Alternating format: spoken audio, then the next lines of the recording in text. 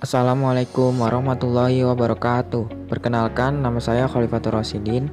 Di sini saya akan mempresentasikan mengenai proposal bisnis planning kue putu bermutu. Yang pertama ada latar belakang pendirian usaha. Bisnis makanan merupakan salah satu bisnis yang dewasa ini berkembang pesat dan memiliki potensi berkembang yang cukup besar. Sudah banyak pelaku usaha yang meraup untung dari usaha kuliner ini. Namun, tidak sedikit pula pelaku usaha kuliner yang gulung tikar alias bangkrut karena strategi pemasaran yang digunakan kurang tepat dan kualitas pelayanan yang kurang optimal. Selain itu, harus juga dilakukan modifikasi terhadap produk agar tidak menimbulkan kesan monoton pada produk yang dihasilkan. Perkembangan teknologi menyebabkan kemajuan pada seluruh aspek kehidupan masyarakat. Di era modern sekarang ini, teknologi sudah menjadi teman bagi seluruh masyarakat. Karena itulah, banyak dari masyarakat yang mulai meninggalkan hal-hal tradisional. Salah satunya adalah makanan tradisional. Masyarakat mulai beralih ke makanan cepat saji yang dinilai lebih mudah didapat. Mereka juga beranggapan bahwa makanan cepat saji memiliki cita rasa yang lebih modern. Kue putu merupakan salah satu jajanan tradisional yang memiliki ciri khas dalam proses memasaknya. Kue putu ini menjadi andalan dalam jajanan tradisional. Untuk itu, kami berencana untuk melakukan sedikit inovasi terhadap kue ini. Inovasi tersebut akan direalisasikan dengan sebuah produk yang bernama putu coklat. Karena biasanya, kue putu ini berisikan gula merah dan ditaburi dengan parutan kelapa, tetapi kami ingin menciptakan inovasi kue tradisional yang memiliki cita rasa modern. Lalu ada profil badan usaha. Nama perusahaannya adalah Fatur's Cake. Pemiliknya adalah Khalifatur Rasyidin. Bidang usahanya jajanan tradisional dan nama produk yang dihasilkan adalah putu coklat bermutu yang berarti bersama makan putu. Lalu ada visi dan misi usaha. Kami memiliki visi yang berbunyi melestarikan jajanan tradisional kue putu dengan cita rasa modern. Dan untuk mewujudkan visi tersebut, kami memiliki misi sebagai berikut. Yang pertama adalah membuat jajanan tradisional dengan cita rasa yang modern. Kedua, membuat kue putu memiliki kesan rasa yang tidak monoton dengan inovasi rasa baru. Yang ketiga, menjadikan kue putu menjadi jajanan yang lebih kekinian dan diminati generasi Z. Berikut adalah gambaran produk yang akan kami hasilkan. Kemudian ada deskripsi produk. Kue putu coklat ini diharap bisa menjadi inovasi untuk jajanan tradisional karena biasanya kue putu menggunakan gula merah sebagai isian dan disajikan dengan taburan kelapa parut. Kami ingin sedikit berinovasi dengan mengganti isiannya dengan menggunakan coklat dan taburan kacang. Meskipun begitu, kami akan tetap menjual kue putu yang original.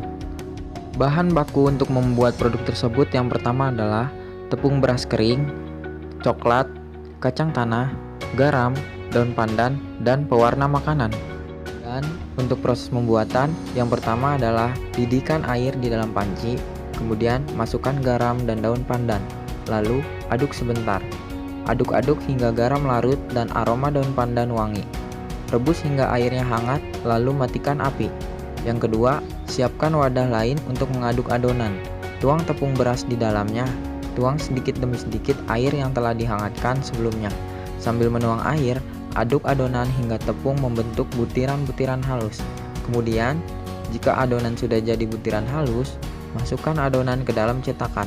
Masukkan hingga cetakan terisi setengahnya. Selanjutnya, masukkan pula coklat yang telah dihancurkan. Tutup atasnya dengan sedikit adonan lagi. Lalu, siapkan panci untuk mengukus kue putu. Kukus selama 10 menit. Sambil menunggu kue putu matang, siapkan loyang atau piring. Kemudian, angkat kue putu yang telah matang, lalu taburkan dengan potongan kacang. Kemudian ada strategi pemasaran. Yang pertama, strategi pemasaran yang kami lakukan adalah dari mulut ke mulut. Hal ini merupakan promosi paling sederhana, serta tidak memerlukan banyak biaya. Promosi ini dilakukan dengan cara memberitahu orang lain mengenai usaha yang kita jalani dan meminta orang tersebut menceritakannya kepada rekannya. Dengan kata lain, orang tersebut akan mempromosikan usaha kita melalui mulut ke mulut. Strategi pemasaran yang kedua adalah menggunakan sosial media. Strategi ini dilakukan dengan memanfaatkan teknologi yang ada. Kita mempromosikan produk kita melalui WhatsApp, Instagram, Facebook, GoFood, GrabFood, dan lain-lain. Strategi ini dilakukan dikarenakan sebagian masyarakat sekarang sudah memiliki media sosial. Strategi ini juga bisa mencakup pasar yang lebih luas. Kemudian, di sini ada rincian biaya yang dikeluarkan untuk memulai bisnis ini. Yang pertama ada biaya tetap. Biaya untuk sewa toko adalah Rp950.000. Biaya untuk membeli mixer dan cetakan adalah Rp500.000. Untuk membeli panci besar adalah Rp60.000. Dan untuk membeli kompor gas adalah Rp240.000. Dan untuk membeli peralatan yang lain-lainnya adalah Rp200.000. Jadi total biaya tetapnya adalah Rp1.950.000. Kemudian biaya variabel yang diperlukan dalam sehari adalah biaya untuk membeli tepung beras kering yaitu Rp95.000, lalu untuk membeli coklat Rp50.000, membeli kacang tanah Rp30.000, membeli garam Rp15.000, daun pandan Rp10.000, dan pewarna makanan Rp25.000. Jadi total biaya variabel dalam sehari adalah Rp225.000. Dan total biaya keseluruhan adalah gabungan dari biaya tetap ditambah biaya variabel, yaitu Rp2.175.000.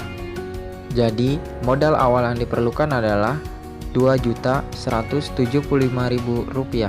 Kemudian ada modal per bulan.